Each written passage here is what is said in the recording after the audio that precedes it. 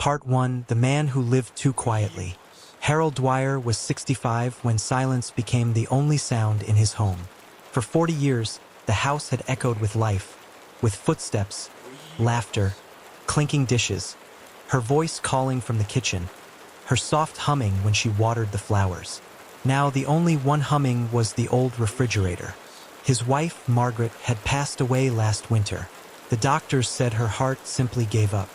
Harold always believed it was loneliness. Their only daughter lived across the country and rarely called. After her funeral, the house changed. Or perhaps he changed. He noticed how the floorboards groaned differently, how shadows stayed a bit longer at dusk, how the bedroom felt wider, colder. He moved slower, ate deeper, spoke less. The silence wrapped around him like an old coat. One night, at 07 exactly, the telephone rang. Harold frowned. He hadn't received a late-night call in months. He picked up the receiver. "Hello?" Nothing. Just quiet breathing or maybe static. "Who's there?" he asked. Silence. Then the line went dead. He thought it was a wrong number. He went back to bed. The next night, 07. Ring. He picked up again. "Hello?" Nothing. This continued for a week. Then a month.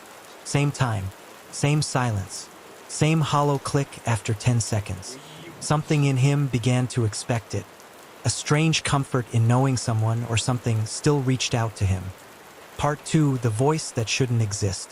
It was early spring when the silence finally broke. The phone rang 07 as always. Harold picked it up mechanically. "Hello." This time he heard a breath. Warm. Familiar. Then a voice. Soft. Gentle. A voice that lived in every corner of his memory. "Harry." Harold froze. That name. No one else called him that. His throat tightened. "Margaret."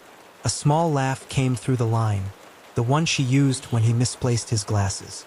"Yes, dear. It's me." Harold collapsed into the chair, gripping the receiver with trembling hands.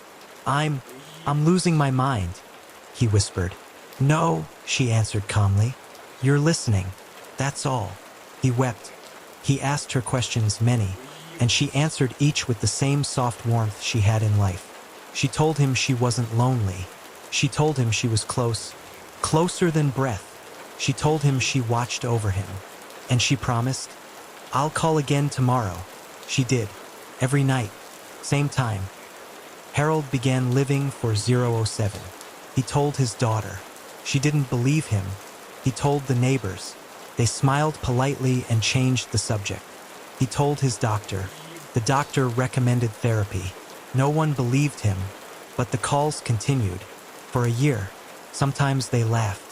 Sometimes they simply breathed together. Sometimes she whispered memories he forgot he had.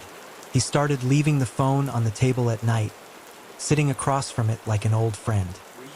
But over time, something began to change. Her voice grew weaker, fainter, more distant. One night, she said, "Harry, I can't call much longer." His chest tightened. "Why? Why are you leaving me again?" "I'm not leaving," she whispered. "You are." "What does that mean?" But she didn't answer. The line went dead. Part 3: Between the Living and the Lost. The house felt different after Margaret's final whisper. Not louder, not quieter, just alert as if holding its breath with him. For days, Harold moved through the rooms like a man drifting between two worlds. He caught reflections of himself in mirrors and saw a stranger. Shoulders bent, eyes tired, a man who'd aged years in months. Every corner of the house carried echoes of her voice. "Harry, I'm close." But now the phone stayed silent. The absence of sound hurt more than any words she could have said. On the 7th night, without a call, Harold sat in the living room, the lamp flickering weakly in the corner. He placed the old rotary phone on the coffee table in front of him and stared at it the way someone stares at a coffin. "Margaret," he whispered into the empty room. "Where did you go?" Silence. The air felt heavy, as if holding something back. He tried to distract himself, turned on the TV, opened a book, even played one of Margaret's favorite radio stations. But everything sounded hollow. Every melody reminded him of her humming. Every quiet moment reminded him of her absence. At midnight, he finally fell asleep in his chair. And that's when it happened. He dreamed of her, not as a ghost, not as a memory, but as vividly as the day she stood before him at their wedding. Her hair curled the same way, her eyes warm and full of life, but something was wrong. Behind her, the dream dissolved into swirling darkness, and she looked frightened. "Harry," she whispered urgently, "please listen." He stepped forward, reaching for her hand. "Margaret, where are you?" Her voice trembled. "I'm trying to stay with you, but something is pulling me back." "What? What's taking you?" But she shook her head. "You can't hear it. You can't see it. But it's here." Her eyes flicked toward the darkness behind her. "You're holding me with your grief. And grief attracts things." Harold felt cold. "What things?" Before she could answer, the darkness behind her expanded like a lung inhaling. Her face twisted in terror. "Harry, don't pick up the phone again. Please." The darkness swallowed her whole. Harold jolted awake, sweat dripping down his back, his breath ragged. The phone rang. 007. He stared at it, heart pounding, the dream still clinging to him like frost. The ring was slow, heavy, not like before. He approached the phone as though approaching a wild animal. His hand hovered over the receiver. One more ring, then another. He swallowed hard and lifted the phone. Silence. Then a whisper, faint, broken. "Harry." It was her voice, but wrong, distorted, stretched too thin, like someone imitating a memory. He felt his soul freeze. This wasn't her. This wasn't anything human. Harold slammed the receiver down. The lamp flickered violently, plunging the room into a stuttering dance of shadows. For the first time in a year, Harold felt fear, real fear, the kind that gnaws at bone. Finale, the last goodbye, extended. Harold didn't sleep that night.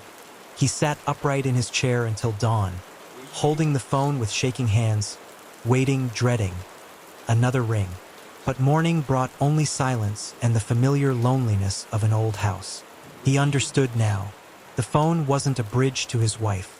It was a door, and something else had been walking through it. He had held on to her so tightly that he didn't notice the dark space opening between grief and longing. A space where something hungry had been waiting. By evening, Harold made his decision.